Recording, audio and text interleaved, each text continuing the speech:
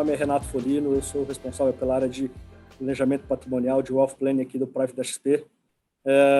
E hoje a gente vai conversar mais um pouquinho aqui sobre esse projeto de reforma tributária, o PL 2337, que foi enviado pelo governo na sexta-feira, e que tem causado aí muitas discussões, preocupações, né, por parte das pessoas.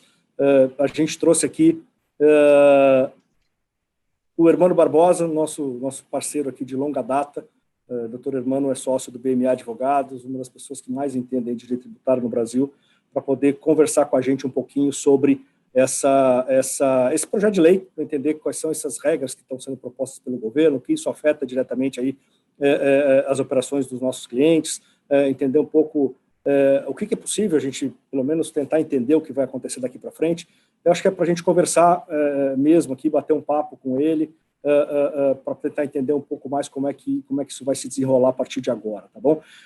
Quem está comigo também, queria agradecer muito a presença, Joana Lil, que é a nossa Head de Tax aqui na XP Investimentos, vai estar com a gente aqui, ajudando aqui a conversar com o Hermano. E como sempre, Gabriel e Pedro aqui, da nossa equipe de Wealth Planning, nossos dois parceiros aqui, que me ajudam muito aqui nas conversas que a gente tem com as pessoas que a gente traz para conversar com a gente. Então, sem mais demoras, eu queria agradecer, Hermano, de novo pela tua presença aqui.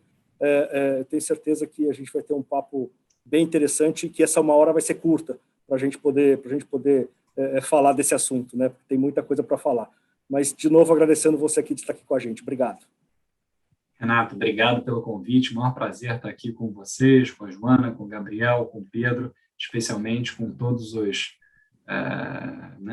todos os clientes de vocês, pessoas que estão participando nessa tarde sobre esse tema tão espinhoso e que pegou todo mundo de surpresa no final da semana passada. Legal. Fique à vontade para colocar suas considerações iniciais e a gente vai batendo um papo aqui, conversando um pouquinho. Tem algumas perguntas aqui que a gente já está programado para te fazer. A gente queria entender um pouquinho o que vai acontecer, principalmente no dia a dia, né, dos nossos clientes aqui, olhando a questão dos fundos exclusivos, das estruturas offshore, da parte de tributação de dividendos, que é uma parte importante, né, tributação de PJ, muita coisa que tem mudado aqui. Então, entender um pouquinho como é que a gente... o que a gente pode esperar, vamos dizer assim, daqui para frente em relação a esse assunto. Perfeito, vamos lá. Eu não sei se vocês vão passar aquele PowerPoint ou a gente vai começando aqui, batendo papo mesmo, mas vamos falando e a gente vai conversando. Eu acho que é melhor. Se quiser, Hermano, só para organizar, fala os tópicos só, porque aí o pessoal já tem uma noção do que você vai abordar. Perfeito, né? De que a gente está falando aqui? A gente está falando do projeto de lei 2337, apresentado pelo governo na sexta-feira, na suposta segunda fase da reforma tributária. Eu sou cético quanto ao nome segunda fase, porque a primeira não aconteceu, né? O projeto foi apresentado, mas não prosperou, não seguiu adiante, e agora, finalmente, foi apresentado ao Congresso esse segundo projeto, que vocês todos, né, já todos estamos sabendo pelos jornais, estudando e etc., e que ele trata de 3 assuntos principais: tributação de pessoas jurídicas, tributação de pessoas físicas e investimentos financeiros, né? Nós vamos focar aqui na parte relacionada a pessoas físicas, e mesmo assim, dentro das pessoas físicas, eu dividiria. Dito isso... Hermano, você travou, você ficou fora alguns segundos. Opa, desculpem. Vamos lá. Então, o que eu vejo aqui? O projeto ele trata de pessoas jurídicas, pessoas físicas e investimentos financeiros. Vamos falar aqui de pessoas físicas e, mesmo assim, dentro das pessoas físicas, os pontos que nos interessam mais aqui são distribuição de lucros e dividendos, investimento no exterior, imóveis e aplicações financeiras. Então, eu diria que esses são os 4 pontos pelos quais a gente vai passar e conversar durante a próxima hora. Vocês já tiveram um evento ontem muito bacana e elucidativo, por sinal, com o Rashid, em que vocês fizeram assim, uma visão geral sobre a reforma, né? Então, hoje vamos procurar focar aqui em abordagens mais práticas e no que poderiam ser perspectivas ou soluções. Eu tenho uma certa dificuldade de falar em soluções ainda, ou planejamento, porque a gente ainda está no primeiro minuto do primeiro tempo, né? Ainda tem muita água pela frente. Mas, dado um cenário feito esse, o que a gente poderia pensar até para começar a já se preparar, né? contextualizando aqui, isso que foi proposto agora, diferentemente daquelas PECs anteriores, que eram propostas de emenda constitucional, aqui é um projeto de lei que tem que tramitar, tem que ser aprovado no Congresso Nacional, uma lei ordinária. Ela vai ter que ser apreciada, primeiramente, pela Câmara dos Deputados. Se aprovado, vai para o Senado. Se aprovado no Senado, vai para a sanção pelo presidente da República e publicação. Se tiver alguma alteração em uma das casas, tem que passar necessariamente pela outra. Esse é um resumo de como é que deveria ser essa tributação, sendo que há meios para o Congresso Nacional optar por, em situações excepcionais, atribuir regimes especiais de tributação para projetos que sejam prioritários. A gente não sabe ainda se vai ser o caso desse aqui, esperamos que não, para que não se deixe passar por nenhuma das casas, nenhuma das comissões, por exemplo, que são importantes para a participação até da própria sociedade nesse projeto. Dito isso, a justificativa, que o governo dá para esse projeto de alguma forma, é um apelo de justiça tributária, com o sentido de tributar mais o que se chama do andar de cima e menos o andar de baixo.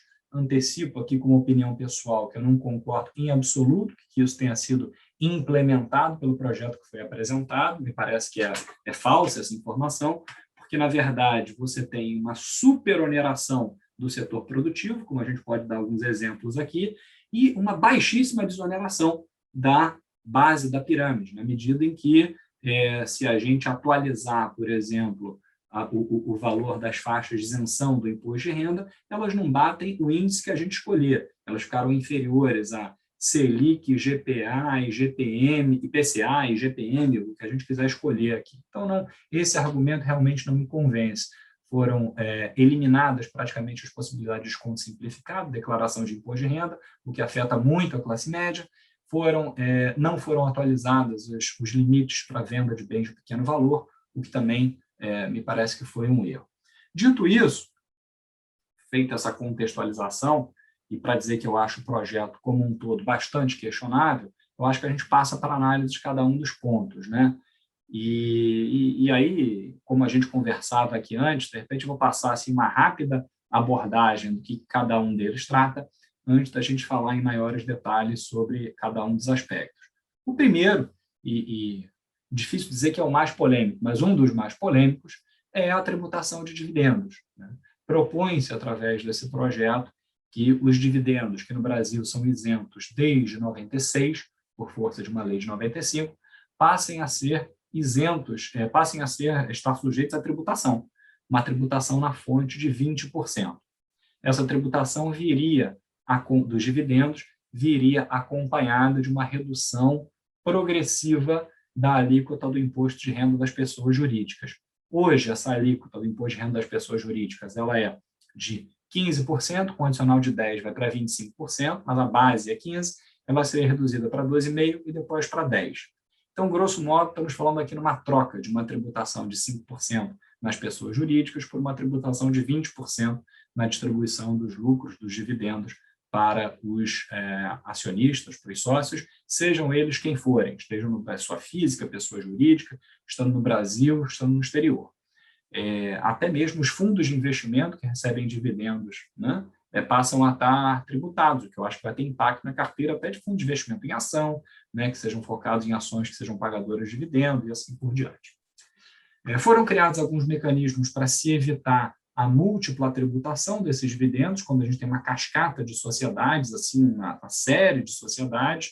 Então, o dividendo, o imposto que incide na primeira distribuição pode ser compensado com as seguintes, de modo que, em tese, se eu tiver várias holdings até uma empresa final produtiva, esse fluxo de distribuições seria neutro, no sentido de eu ter apenas uma incidência de 20% ao longo de toda essa cadeia. Nem sempre isso vai se verificar com toda perfeição, a gente pode pensar em alguns casos que isso não acontece, mas, grosso modo, essa foi a ideia do legislador. E, no final das contas, então, quem vai pagar essa conta é a pessoa física, É o sócio, no final do dia, é o sócio, É o sócio final, vamos dizer assim. É isso. No final das contas, quem vai pagar essa conta é a pessoa física, tanto na qualidade de sócia, e eu poderia dizer também na qualidade de consumidor também. Claro, é de se esperar que esse aumento de carga tributária seja refletido de alguma forma, sempre que aceitável pelo mercado, no preço de bens e serviços, né? O que é muito perigoso também. Ou ainda o empregado, né? Ou ainda o empregado, que vai sentir na pele a menor capacidade financeira do empresário para, na negociação de salário, enfim, nas próprias contratações. Bom, uma dúvida importante que se coloca, assim, que tem se feito, são os efeitos dessa lei. Ela começaria a valer para distribuições, na premissa de que ela fosse aprovada até o final do ano, né, de 2021, ela começaria a produzir os seus efeitos a partir de 1º de janeiro de 2022, o que significa que, por um lado, lucros que sejam declarados, ainda que não pagos, até o final do ano. Estou falando sempre hipoteticamente aqui, como se a lei tivesse sido aprovada, né? Só fazer essa ressalva para não ficar repetindo isso aqui toda hora. Oxalá não seja, a minha intenção, minha vontade pessoal é que eu acho que era uma solução possível para todos os problemas. Eu também brincava com vocês antes, que ela fosse toda rechaçada de plano, né? Tamanho grau de insegurança que ela traz num documento único e, na minha visão, não está bem feito. Mas, se ela passasse, esses dividendos passariam a ser tributados a partir de 1º de janeiro do ano que vem. O que a gente tem aí uma primeira oportunidade, né? Nem oportunidade, que oportunidade para você trazer uma coisa boa, né? Aqui a gente está falando de um efeito ruim, que é para empresas que tenham lucros acumulados, ou quando possam, fazerem suas distribuições de resultado, se a lei passar, anteriormente a 31 de dezembro. Isso não vai valer para o exercício de 2021, para os lucros de 2021, né, pelo menos na sua totalidade, mas valeria para lucros acumulados, para reservas que a empresa pudesse ter. A empresa não é obrigada a pagar efetivamente esses dividendos para se ver livre dessa tributação. Em princípio, a simples declaração desses lucros seria suficiente. Acho que essa é uma primeira providência que poderia ser adotada. Infelizmente... Posso te aproveitar de fazer a pergunta aqui? Você acha demais, hein? Vocês vão me interrompendo. Vamos conversando, eu acho que essa é a ideia. Essa questão da não tributação do lucro gerado até, em tese, 31 de dezembro de 2021, porque essa seria a regra, a tributação da distribuição de dividendo passaria a valer só 1º de janeiro de 2022, como é que você entende a possibilidade de tributação deste lucro, que em tese seria isento na distribuição? Considerando que, como você mesmo colocou, até 1995 a gente tinha uma regra, que era a tributação da distribuição, a partir de 96 a gente deixou de tributar essa distribuição, mas que, se ainda hoje uma empresa tiver um lucro acumulado daquela época e ainda não distribuiu, mas distribui hoje, vai pagar imposto, porque naquela época era tributado.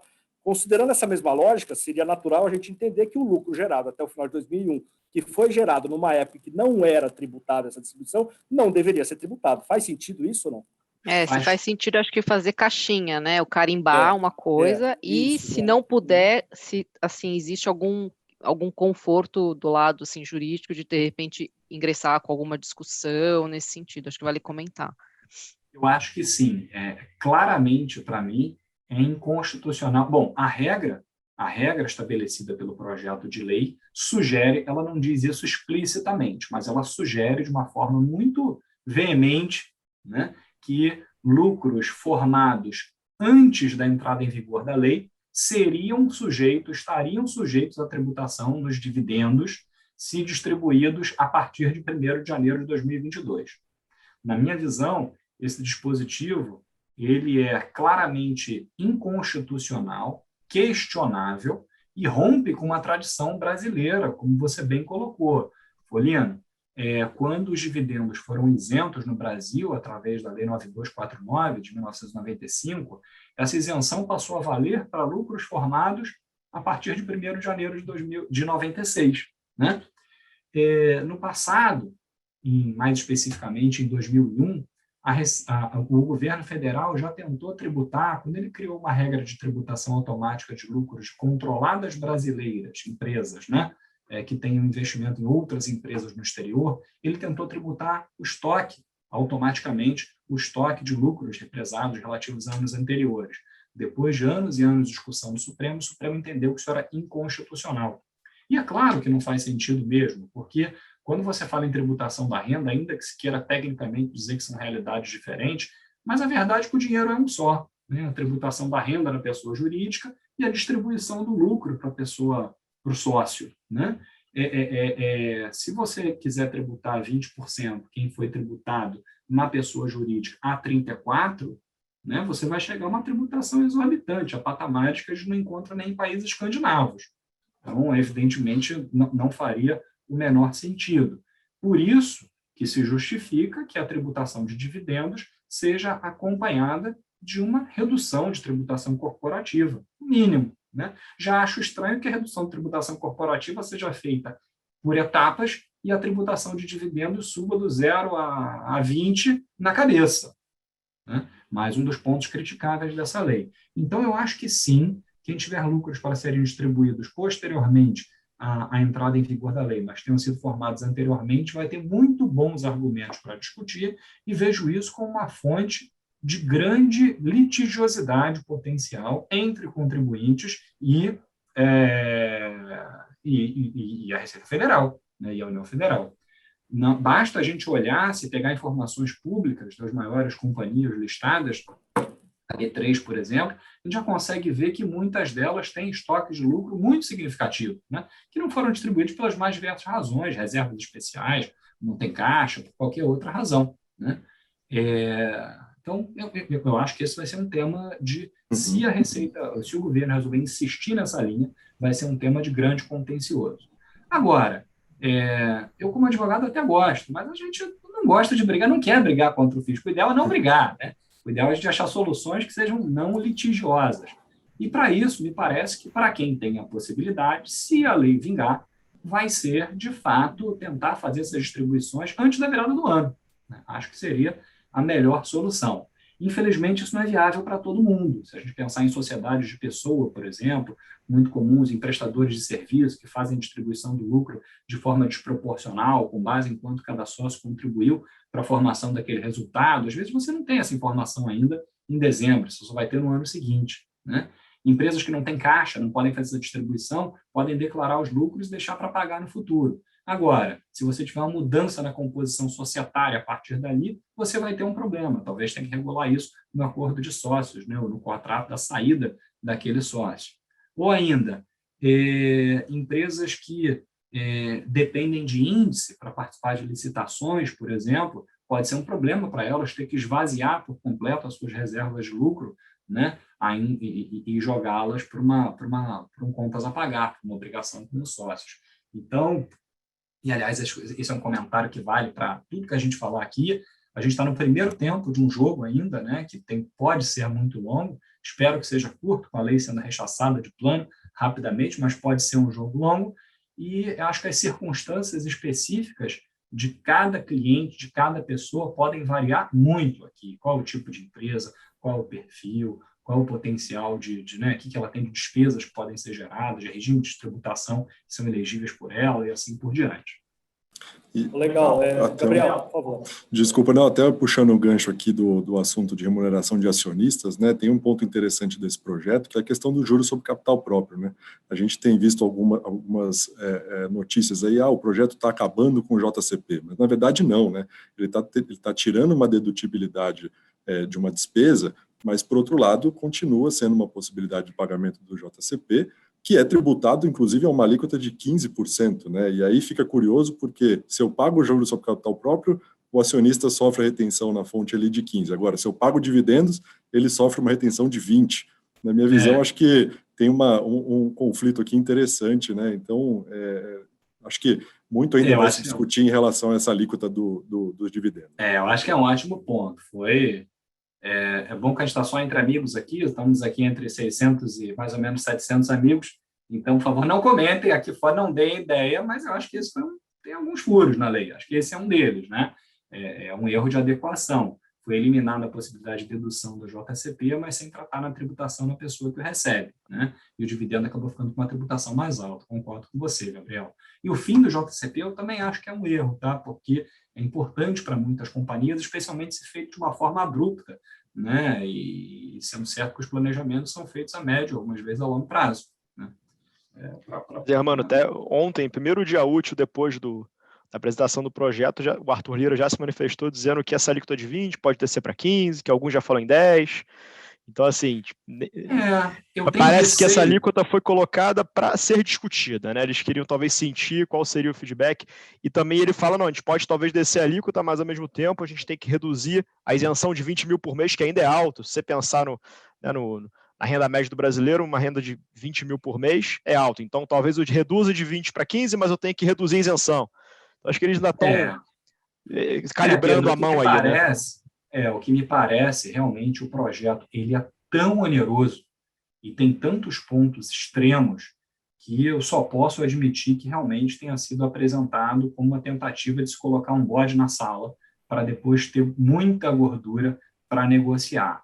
Mas eu acho que, ainda assim, do ponto de vista político e de moralidade, isso é muito ruim, porque o melhor é que essas discussões aconteçam num ambiente aberto, democrático, com participação da sociedade civil através das associações, de manifestações, nos veículos de imprensa, com oportunidade para discussão de um projeto de lei que pode mudar a forma de se organizar negócios no Brasil, portanto, com efeitos econômicos assim muito graves, justamente no momento que o país se recupera de uma das piores, se não a pior crise da sua história, e você apresentar um projeto que flagrantemente tem características excessivas para ser um objeto de negociação, com expectativa de sua aprovação num prazo curtíssimo de poucos meses, quer dizer, o processo legislativo não é um mercado persa, tá certo? Olha aqui, eu quero comprar aqui esse grampeador aqui, ó, eu dou... Quanto é que você me vem? Eu dou 1.000, eu pago R$5, aí eu pago 700, e aí fecha por 15. Quer dizer, não é isso, né? Assim, a gente quer ter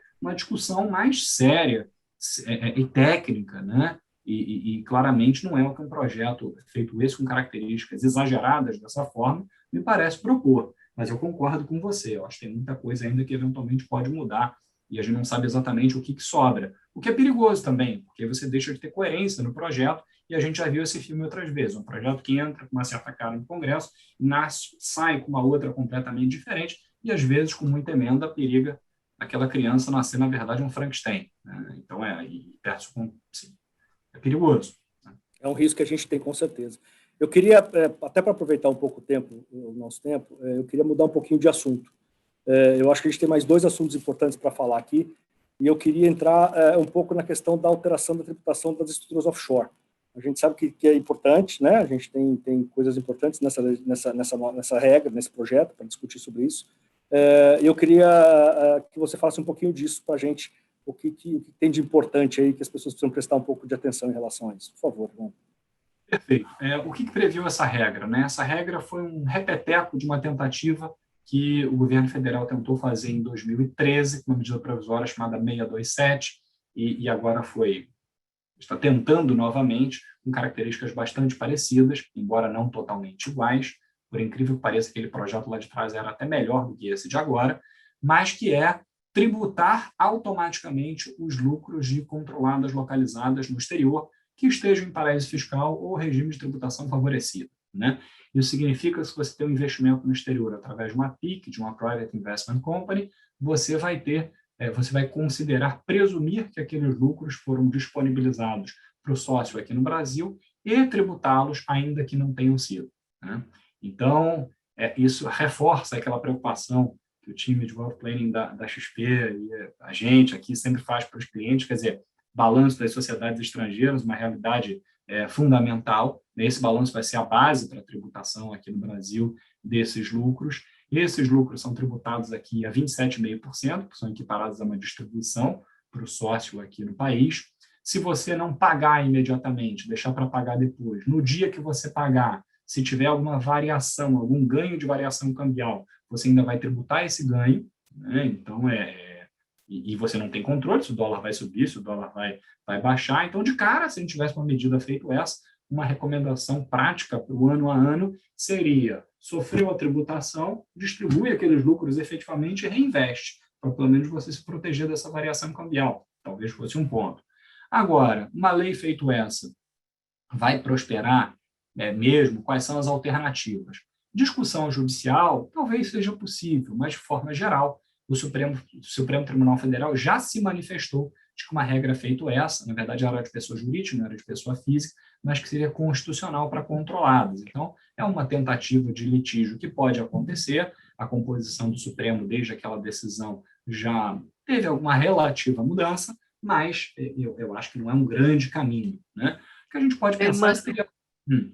Mas justamente até esse comentário que eu ia fazer, o Supremo reconheceu no caso de pessoas jurídicas, né? E a gente sabe que a pessoa física é tributada pelo regime de caixa, e justamente as estruturas offshores acabam se baseando nesse regime da disponibilidade efetiva para ter justamente o diferimento da tributação. Você acha que mesmo com esse argumento a gente... Não, eu acho que a gente vai ter essa discussão de novo, tá? E acho sim, Joana, que a gente tem esses contornos pelo fato de pessoa física ser um regime de caixa. Mas acho que não dá para apostar todas as fichas também, mas eu acho que é muito justa essa discussão, né? Até e aí a gente volta a toda a importância da substância, né? Exato, até porque a gente pode ter outros elementos aqui, outros ingredientes, né, para essa discussão, que em casos concretos eu acho que aí sim podem trazer um componente bom também para a briga, que é para evitar injustiças maiores. Vou dar exemplo, uma empresa estrangeira que tenha toda a sua carteira, né, todos os seus ativos representados por, sei lá, determinado tipo de bond, determinado tipo de aplicação financeira, que, de acordo com regras contábeis, seja marcado ali, seja contabilizado por valor de mercado, né? Todo ano você faz aquele ajuste. Agora, a variação desses papéis existe apenas no papel. A própria empresa não realizou ainda. Você vai ter que tributar? Né? Acho que isso não faz sentido, até porque é um jogo em que o investidor brasileiro só perde. Né? Mas, Hermano, posso fazer um contraponto? Ganho não compensa a perda. Perdão, fazer um contraponto aí, a Receita pode falar, mas o come cotas também, né? Eu como lá as cotas e o rendimento não foi realizado no fundo, pelo investidor, né? Então, assim, o racional, será que a Receita não usaria esse mesmo racional? Eu acho que sim, mas o come cotas, ele vem de um tempo ainda, né? Não agora para tributação de fundo fechado, que a gente vai falar já, que eu acho que talvez a Receita ainda tivesse um cuidado maior na hora de criar essas tributações por ficção, que na minha visão deveriam ser completamente ilegais. Que, como o próprio apelido sugere, o come cotas, para justificar a tributação sobre uma riqueza que é presumida, porque ainda não aconteceu, né, criou-se essa obrigação de você ter que cancelar as cotas, né, para gerar o imposto necessário a pagar aquela própria valorização. Né? E agora não, agora você paga o imposto na veia mesmo, na cabeça. Essa foi a sugestão que está proposta, que consta do projeto de lei. Acho que vai ter muita discussão, sim, mas acho que a gente vai ter que pensar também se haveria caminhos alternativos. Há países para os quais a sociedade fosse redomiciliada, evitariam essa tributação? Talvez, eu acho que esse seja um caminho para discussões. Né? Mudar perfil de investimento para concentrar a carteira mais em investimentos de natureza financeira, que não seja uma empresa controlada, por exemplo, um fundo de investimento, talvez, a depender das características, se não tiver o controle sobre aquela entidade, eu acho que são pontos que a gente pode avaliar.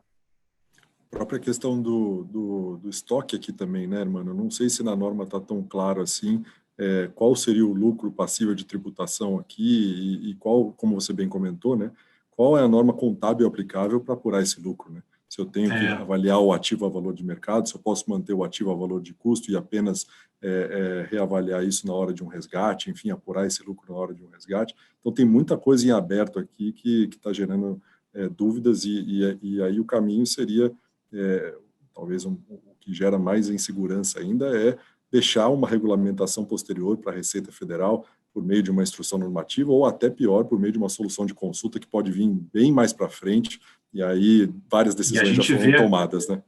E a gente vê como é que as coisas acontecem, né? Acho que você tocou em 2 pontos super importantes. A gente volta para aquela questão da importância do balanço, né? Já que o seu lucro, em última análise, vai depender daquilo que você apura contabilmente, os critérios de contabilização adotados e não tem nada que obrigue uma investida no exterior, né, por pessoa física a seguir regras contábeis brasileiras, né? Ela, em princípio, segue suas regras contábeis locais. Eu acho que os critérios contábeis que forem utilizados vão ser muito importantes, inclusive para evitar situações feito essa, que você gerar tributação onde até o momento só haja uma riqueza presumida, né? Dizer assim. E outra coisa é a tributação de lucros passados. Eu acho que essa primeira tributação não pegará estoque. Minha leitura da lei, nesse ponto, a tributação de controlados no exterior foi feita com termos diferentes da tributação de lucros de empresas brasileiras e não pegaria o estoque. Tá? Essa é a minha leitura, não sei como é que tem a regulamentação, mas tenho muita convicção com relação a isso. Tá? Mas realmente é uma questão, até para a gente pensar aqui, se essa lei vingar, se ela prosperar, qual a estrutura mais adequada a depender do tipo de ativo. Até porque cá entre nós, mesmo hoje, a PIC normalmente é a melhor solução para a imensa maioria dos casos, mas para determinados perfis de cliente, mesmo com investimentos muito relevantes, às vezes, ter um investimento direto da pessoa física, se são poucos ativos, se você tem pouca troca, né, daqueles ativos lá na sua carteira, né, às vezes faz sentido, mas assim, a partir de agora não sabe. Você acha que os fundos exclusivos também seriam alcançados por essa regra que está escrita nesse momento? Pedro, eu acho que não deveriam estar, na medida em que se eles forem investimentos financeiros, né? Por outro lado, o legislador adotou uma legislação muito traiçoeira, porque ele não usou a expressão fundo de investimento, todo mundo queria saber, mas não nem foi empresa, né? Ele não fala empresa controlada. Falou empresa ou entidade não personificada. Exatamente. Então, assim, 90% dos fundos de investimento no exterior, nos países anglo-saxões, são empresas. Né? E os outros, Luxemburgo, alguns fundos europeus, se você pegar o Icon Fund em Bahamas, são condomínios, mas poderiam cair na regra de não personificado, que não tem personalidade jurídica, né? Então, é uma redação um pouco traiçoeira. Então, acho que o simples fato de ser um fundo de investimento não responde a essa questão.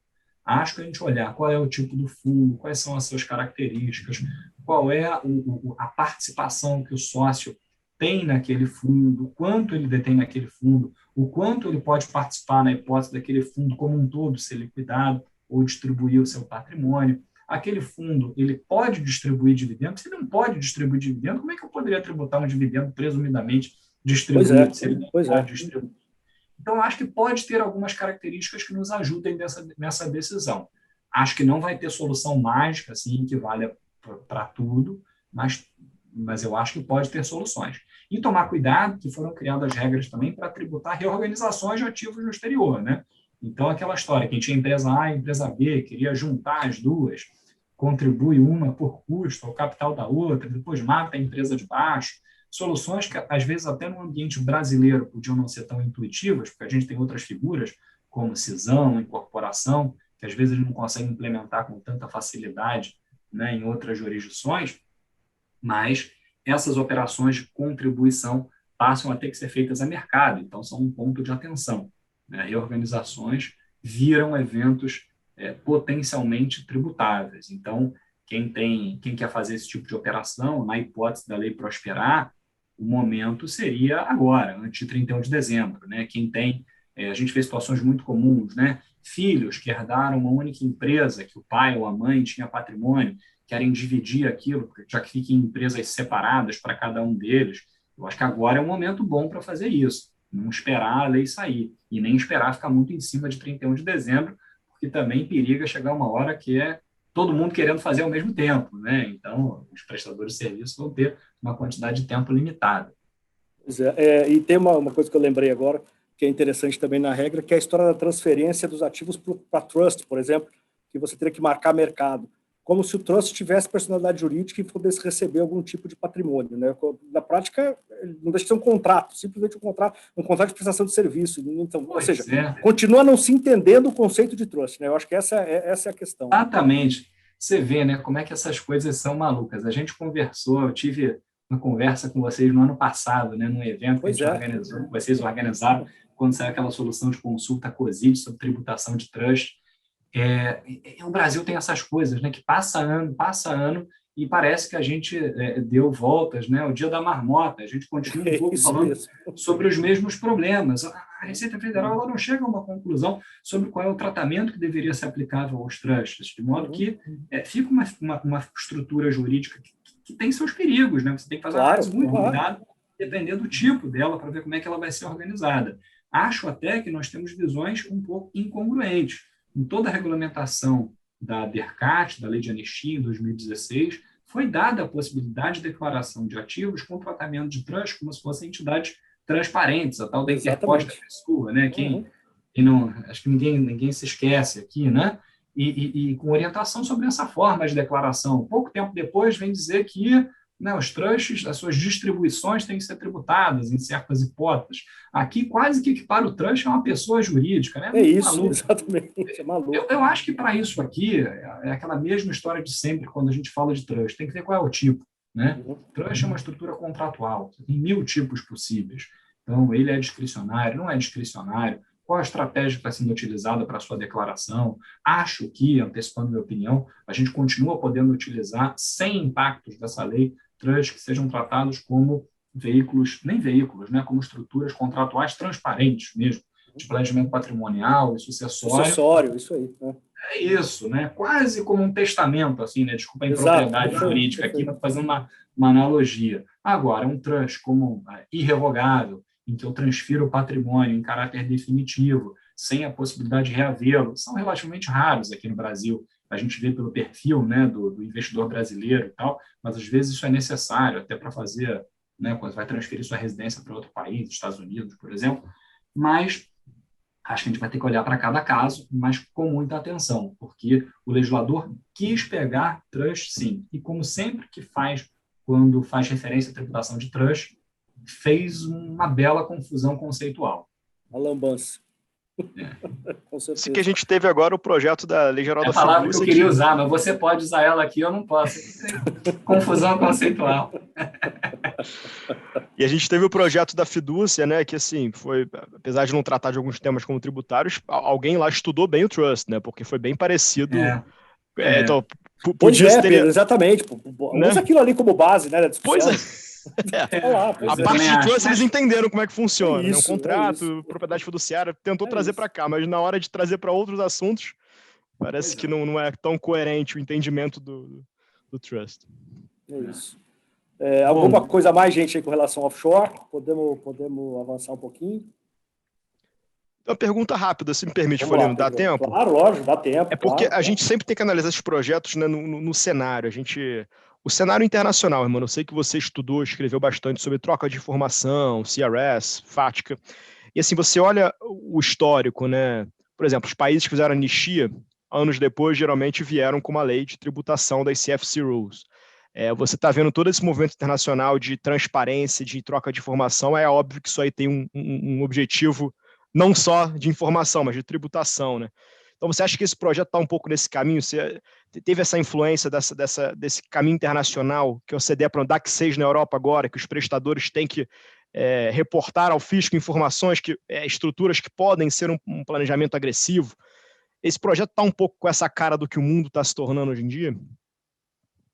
Sim, Pedro, mas eu dividiria aqui entre o que é visibilidade, o que é transparência, o que é algo absolutamente legítimo e já é a realidade, ela já existe, você não esconde nada, assim, com apertar de um botão, a Receita já tem acesso a todas essas informações, do que é propriamente tributação, né? E para tributação você tem que ter disponibilização, sob pena de você violar princípios que são básicos aqui no sistema de tributação brasileiro, como a Joana falou bem, o princípio da realização, o regime de caixa, em matéria de pessoas físicas.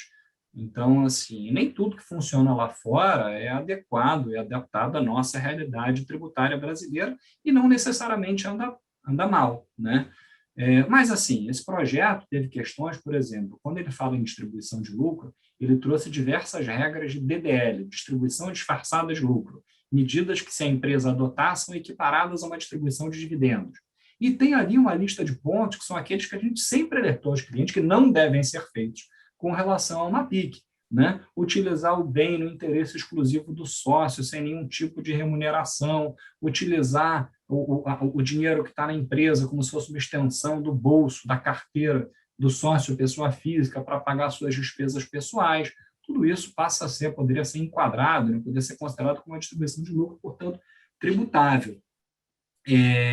Agora, na via inversa, à medida em que você não faça isso, que você tem ali um veículo para permitir a realização de investimentos financeiros, questão de política fiscal um pouco, mas eu acho que é legítimo, até porque você já tem essa figura aqui no Brasil, através dos fundos fechados, que cumprem mais ou menos a mesma finalidade, né? O que eu acho ruim é que uma matéria feita essa, que tem repercussões importantes economicamente, seja trazida a debate de forma assodada, com essa impressão de que é ser empurrada no meio de um pacotão enorme, né, meio disforme, que é o que a gente está vendo aqui, com discussões de matérias muito diferentes, e todas elas muito importantes. Perfeito. Vamos tentar avançar um pouquinho, falar um pouco de investimento financeiro, então, que eu acho que essa parte também é bastante importante. Vamos lá. Abordar. Posso só fazer 2 comentários antes de entrar em investimento financeiro? Claro, claro, por favor. Alerta, por favor. Ou alguns pontuais, só pílulas aqui, rapidinho aqui. Primeiro, esse projeto propõe a revogação daquela regra que isentava a variação de depósitos não remunerados, né? Então, só para as pessoas terem isso na cabeça, que é importante. E 2 considerações sobre imóveis, né? Aqui estamos falando basicamente para pessoas físicas, então 2 aspectos muito importantes.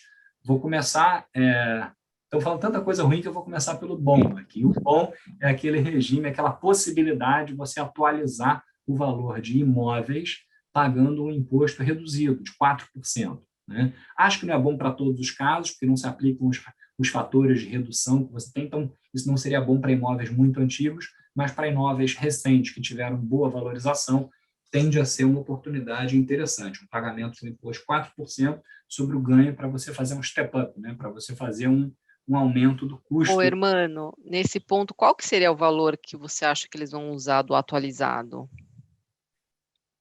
IPTU? Bom não ponto, sei, né? O de mercado, né? Porque, eu posso porque jogar esse lá em cima e falar, vou pagar um pouquinho. Não, porque esse, prevê. inclusive, está sujeito a ato normativo da Receita, né? Então, Está não sei sujeito à quem vai ver. regulamentação.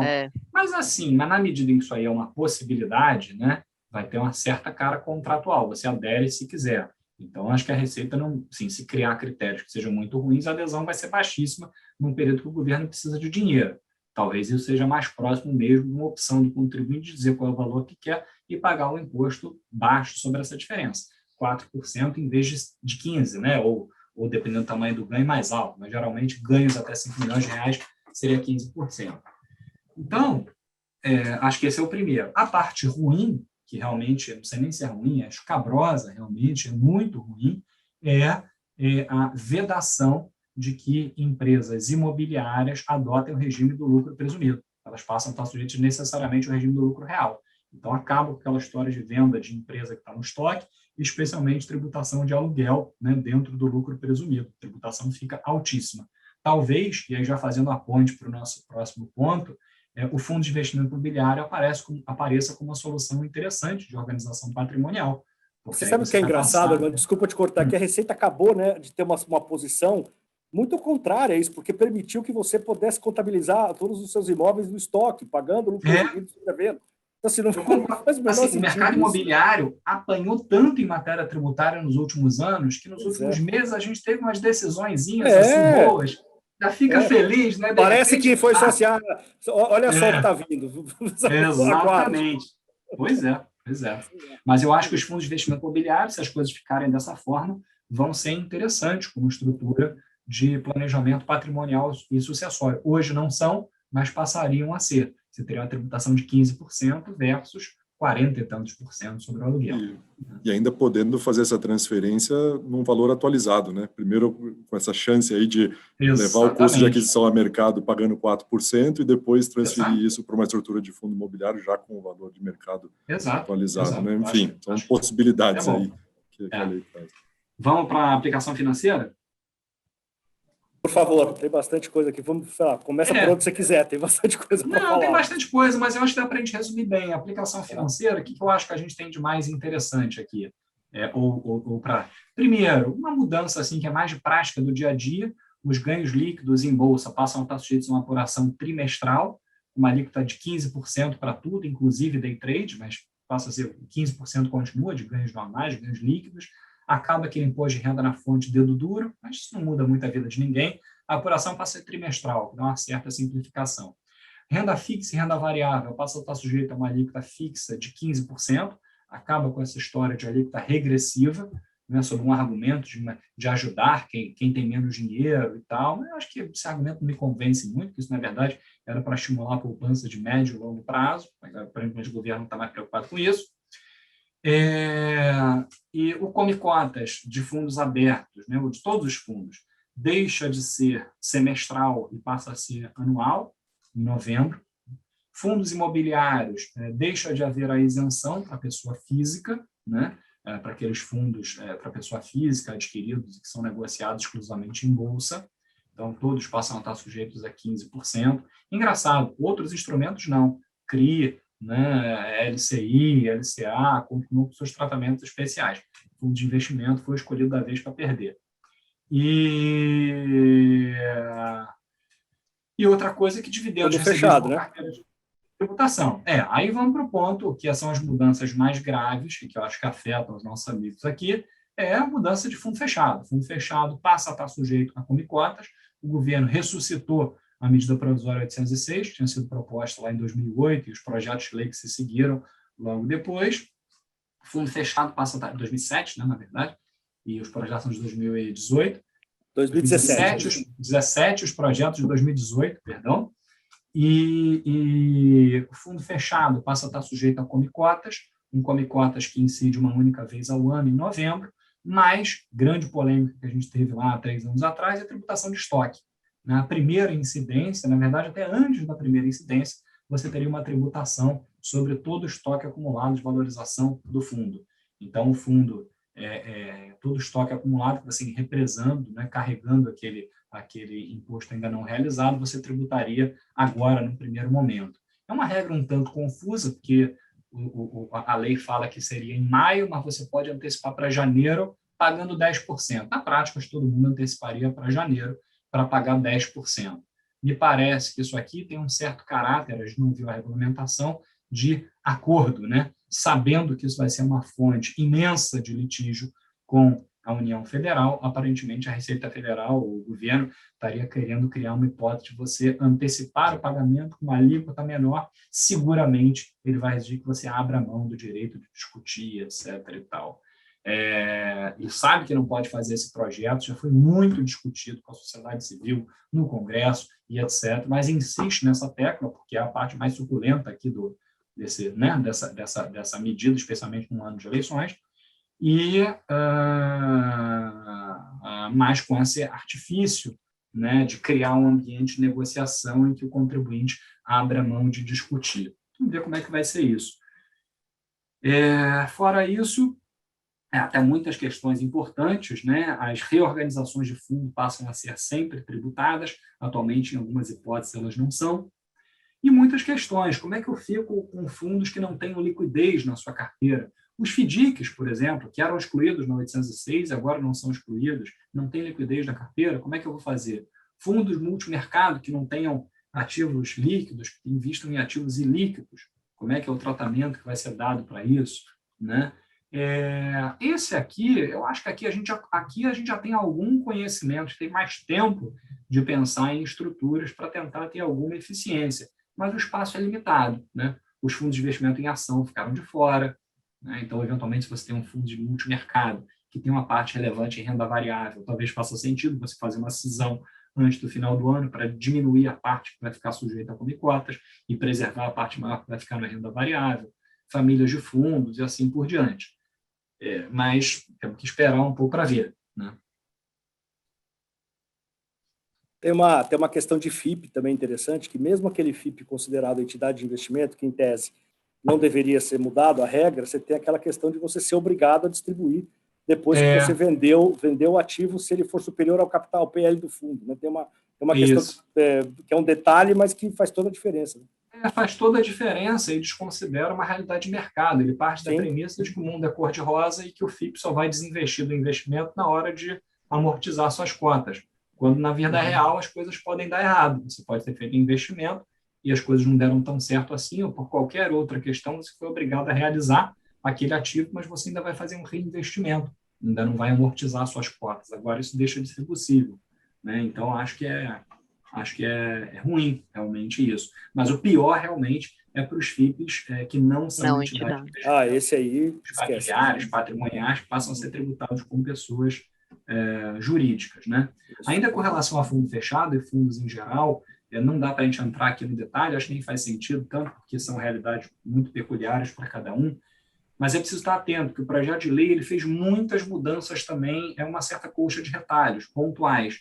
E tem dispositivos que foram alterados que podem ter impacto significativo, por exemplo, na possibilidade de compensação de resultados, ganhos e perdas entre fundos diferentes, ainda que com o mesmo administrador.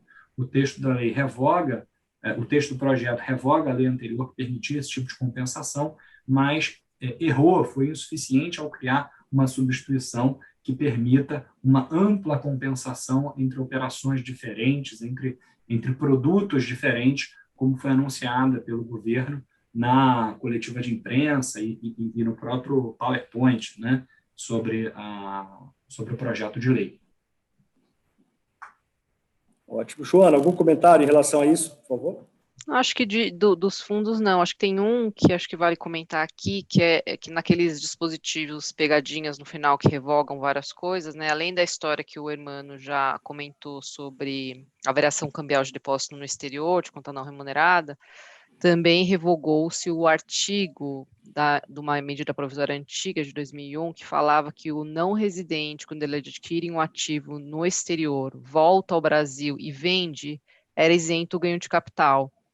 Então, no fundo, assim, comentar um pouco, Hermano, sobre isso. Se a depender do ativo, então, se também não é o caso de vender, comprar de novo, entendeu? Eu acho que esse é um bom ponto. Assim, realmente, essa regra dizia isso, né? Se você comprou um ativo quando você é não residente, com um bem ou direito, e voltou a morar no Brasil, ou veio morar no Brasil, quando você vende esse bem, você não tinha tributação.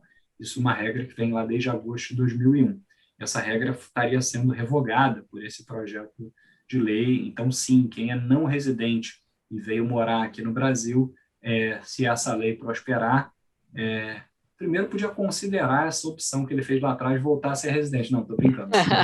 Mas talvez tenha que adotar alguma medida para tentar reavaliar esses ativos, que eu acho que é plenamente possível e recomendável, inclusive para aumentar o seu custo. Não esquecendo, porém, que mesmo perdendo essa isenção, esse ativo foi adquirido na qualidade não residente, então o ganho que ele apurar na venda deve ser apurado em moeda estrangeira, né?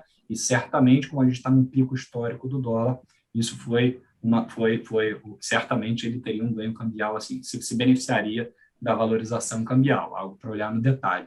Se vocês me permitirem, eu passei rápido, foram muitas perguntas, mas aleatoriamente uma chamou a atenção e eu achei que vale como exemplo aqui.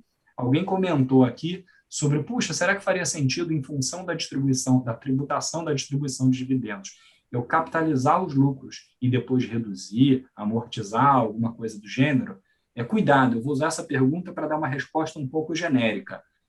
O legislador foi bastante mal, tá? Ele foi bastante criativo aqui em se colocar assim, nos pés do empreendedor, do empresário, quem gera resultados, para pensar em tudo que ele poderia fazer para tentar cortar ali, fechar, aparar as oportunidades de fuga desse tributo. Não pegou todas, mas pegou muitas delas. E assim, uma foi essa, ele vai dizer que reduções de capital não são tributadas desde que você...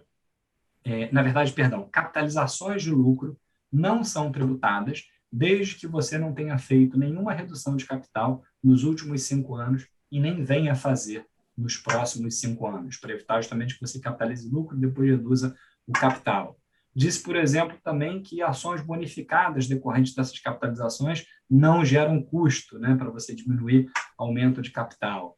Veio dizer que distribuições de lucros in natura, em bens ou direitos, estão sujeitos à tributação como se fossem feitas a mercado. Veio a criar essas regras de distribuição disfarçada de lucro. Então, não quero ser totalmente pessimista para dizer que todas as portas estão fechadas, mas muitas portas estão fechadas. Cuidado. Assim, o projeto é bastante completo. Tá?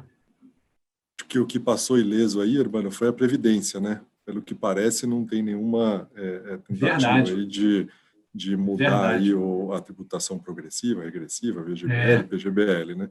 Não sei, como você enxerga isso? Você acha que... Fala baixo, Gabriel, por favor. Gabriel, que sorte aqui, são 5h26, estamos chegando no final. Se tiver algum dedo duro assim, já pode torcer para já ter saído da sala. Mas eu acho que sim, eu acho que tem algumas coisas que saem daí. Eu acho que os fundos previdenciários vão continuar sendo uma boa opção. eu acho que vai ser um momento de se repensar os fundos de previdência. Acho que essa é uma realidade que já tem acontecido no Brasil, né? A gente olhando para o mercado, a gente tem visto um amadurecimento desse segmento em termos de oferta de produtos, de possibilidades e etc. E talvez isso aí vai ser uma opção mesmo, né? Para se explorar, que suas regras não foram modificadas. Oxalá não serão, mas acho que sim. Da mesma forma que os fundos imobiliários para planejamento patrimonial com imóveis, né? E outras estruturas que a gente possa pensar, investimento no exterior feito através de um fundo brasileiro fechado, que vai ter como cotas 15%, mas é melhor do que 27%. Então, assim, eu acho que tem alguns... Países não paraíso, né, irmão? Eventualmente estudar estruturas... Países que não sejam paraíso fiscal, exatamente, a gente pensar, esses regimes, países que não sejam paraíso fiscal, tenham tributação, mas adotem tributação com base apenas territorial, então não tributem resultados de fonte estrangeira. Então, acho que assim, tem algumas possibilidades, né, que eu acho que podem ser consideradas e vai precisar de criatividade, né, além de empenho durante o processo de tramitação dessa lei, para que não nasça um monstro aí, uma coisa, primeiro para que ela seja rejeitada, e depois, se isso não acontecer, pelo menos que essas arestas que estão muito agudas possam ser, pelo menos, bastante aparadas, polidas e tal, porque do jeito que está, o projeto está muito perigoso, está muito ruim e, de novo, na minha visão, não atende o objetivo para o qual ele se declara, que é desonerar uma base da pirâmide, que eu acho que isso não me convence, não foi isso que foi feito. Legal. Pedro, algum comentário, alguma coisa que você queira colocar? Talvez só uma pergunta final para a Joana e para o Hermano no encerramento, porque assim, acho que todo mundo foi pego de surpresa, né? Tá todo mundo com essa sensação que você descreveu, Hermano, e os clientes principalmente. O que eu faço? Soluções, alternativas, vamos mudar, vamos trocar a empresa daqui para lá, extingo minha empresa, tiro... Então, a gente já viu esse filme um pouco lá atrás, com a 627, né? E muita gente fez muita coisa e passaram-se aí 8 anos. Então, assim, a gente está tentando fazer um trabalho aqui de falar com os clientes, olha, é o começo do jogo, como você bem falou, né? As cartas foram distribuídas, começamos a jogar, daqui a pouco a gente vê quem tem canasta, qual é o jogo final, quem ganhou. E aí sim a gente... Muita calma nessa hora, né, Pedro? Muito calma nessa hora. Então, eu queria ouvir de vocês um pouco, pela experiência de vocês, o que vocês podem falar para os nossos clientes que estão ouvindo aqui agora, nessa linha, né? Enfim, para acalmar um pouco... Você passou a mensagem, don't panic, assim, a gente fica frustrado, a gente não gosta, né, do que a gente está vendo. Eu gosto muito do que eu estou vendo, na verdade. Mas na lei eu não gosto. Eu acho que é don't panic, assim, eu acho que a gente tem que olhar, não pode se afobar aqui para adotar medidas que sejam irrefletidas. Eu acho que o assunto tem que ser visto com muita seriedade e de forma muito próxima, mas sem desespero. E não acho que seja o momento necessariamente agora para já adotar determinadas medidas, nem para interromper processos que estão em curso. Agora, se você está caminhando numa direção que não tem volta, meu amigo, talvez pense 2 vezes, né? Se você está fazendo uma reorganização agora, eu acho que você não precisa interromper, mas eu acho que vale a pena pensar, tem um caminho de volta? Tem algum tipo de solução que a gente possa pensar? Eu acho que isso é prudente. E acompanhar muito de perto. Cuidado com o que sai apenas nos jornais, porque nem sempre refletem, né, a realidade de uma discussão que é muito técnica.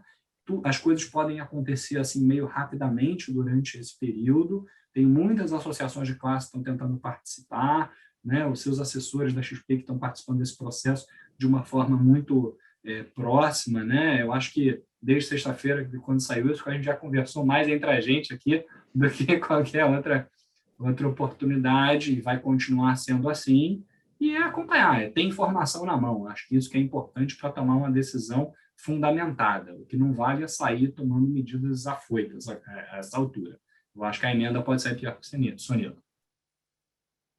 Acho que assino embaixo em tudo que o Hermano falou. Acho que a gente já passou por alguns momentos parecidos, não tão trágicos como esse, né, que realmente está difícil, mas acho que em nenhum momento acho que você tem que forçar uma situação, né? Acho que tem que fazer sentido, e de fato, acho que se você já estava pensando em fazer, talvez seja a hora de acelerar, se isso não causar um problema outro, né? Mas eu acho que tudo bem pensado mesmo, bem orientado, que eu acho que é importante.